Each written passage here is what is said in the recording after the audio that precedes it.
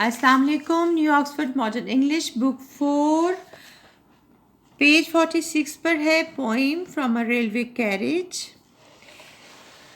रेलगाड़ी तो हर बच्चे ने देखी होगी और जो इसमें बैठे हैं ट्रेन की खिड़की से बाहर के नज़ारे किए हैं उन्हें ये पोइम ज़्यादा अच्छे तरीके से समझ आएगी। पोइट रेल में बैठकर बाहर के नज़ारे कर रहा है और लुत्फ़अंदोज़ हो रहा है। The major theme of the poem is the joy that we get from traveling. तो पहले जान लेते हैं ये वर्ड्स, इनके मीनिंग्स। चार्जिंग, तेज़ी से हरकत करना। ड्राइविंग रेन, तेज़ बारिश, सैलाबी बारिश। लंपिंग, बोझल कदमों से चलना। स्क्रैम्बल, अनाड़ीपन से चलना या जल्दी से चलना। स्ट्रिंगिंग द डेजीज, गुले दाउदी की लड़ियाँ जो हार में पिरोए होते हैं फूल, उन्हें कहते हैं स्ट्रिंगिंग द डेजीज। और ट्रूप्स, फौजी दस्ते। स्टार्ट करते हैं। Faster than fairies, faster than witches, bridges and houses, hedges and ditches. परियों से तेज, जादूगरनियों से तेज, पुल और घर, झाड़ झाड़ियाँ, खाइयाँ, नाले, घड़े।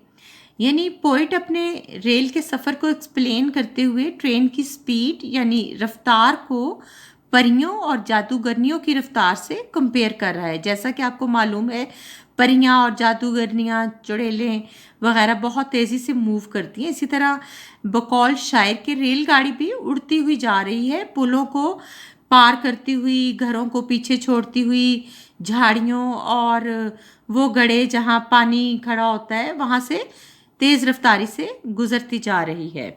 And charging along like troops in a battle,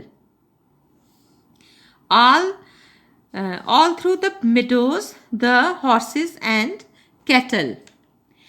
और मैदानी जंग में फौजियों की तरह तेज़ी से आगे बढ़ते हुए सब चरागाहों में घोड़े और मवेशी। आर्मी यानी फौजियों के परेड करने वाले अंदाज को चार्जिंग कहते हैं। जैसे वो कदम से कदम मिलाकर तेज़ी से चलते हुए मैदान जंग की तरफ बढ़ते हुए जाते हैं, इसी तरह ट्रेन भी आगे बढ़ती जा रही है। तमाम रास्ते में चरागाहें हैं जहाँ घोड़े और मवेशी घास चरते हुए नज़र आते हैं। यानी सब्ज़ चरागाहों का जो हसीन मंजर है वो रेलगाड़ी से नज़र आ रहा है।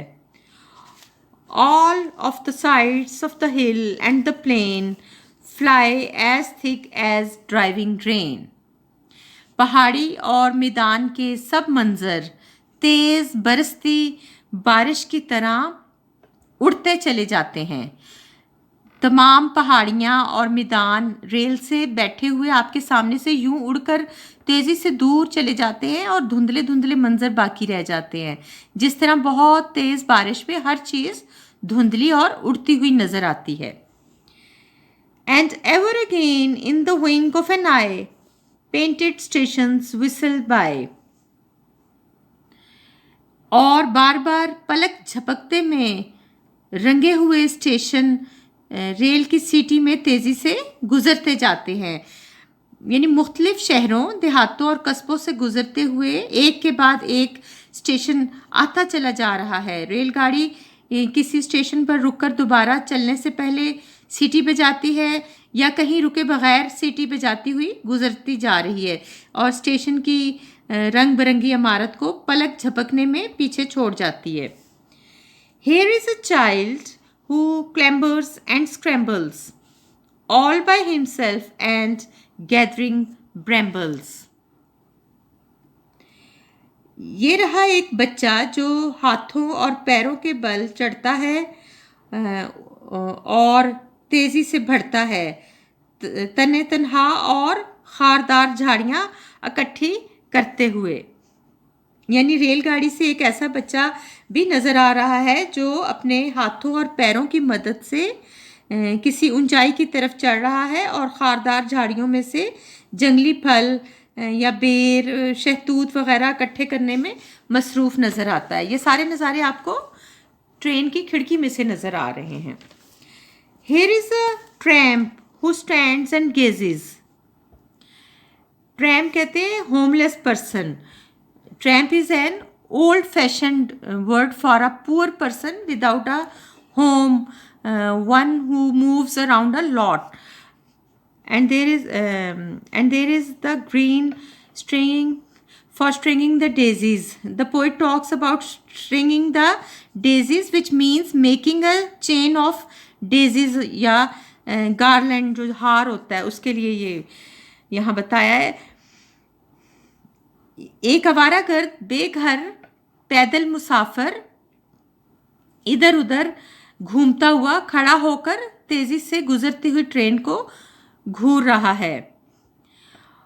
और रेल में से खूबसूरत हरा भरा फूलों का बाग दिखाई दे रहा है, उन फूलों का जिन्हें तोड़कर औरतें अपने गले की माला में परोती हैं.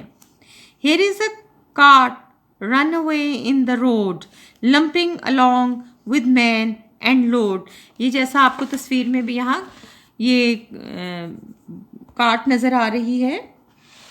सड़क पर एक बैलगाड़ी, छकड़ा या फिर यक्का कह लें आप, वो चला जा रहा है आदमी और बोझ को लिए वजनी कदमों के साथ. ट्रेन में से बैलगाड़ी भी जाती हुई नज़र आ रही है जो बड़ी मुश्किल से आदमी और सामान का बोझ उठाए हुए झटके खाती, हचकोले लेती, ऊपर नीचे होती हुई चली जा रही है. And here is a hill and there a river, each a glimpse and gone forever. और ये रही एक पहाड़ी और वो रहा एक दरिया, हर एक की बस झलक और फिर हमेशा के लिए गायब. पहाड़ी और दरिया या नदी एक पल के लिए नज़र आते हैं और फौरन आंखों से ओझल ओझल होते चले जा रहे हैं. तो हमें रेल के डिब्बे में बैठे हुए बाहर के नज़ारे और लोग कैसे दिखाई देते हैं ये बताया गया है इस नज़म में. ट्रेन का सफ़र करके आप भी ये नज़ारे ज़रूर देखें, बल्कि मैं पेरेंट्स से रिक्वेस्ट करूँगी कि अपने बच्चों को कम से कम एक बार रेलगाड़ी का सफ़र ज़रूर करवाएं.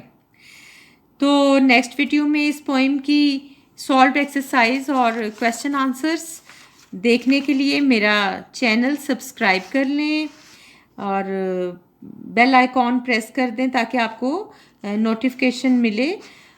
Thank you. अल्लाह हाफिज़.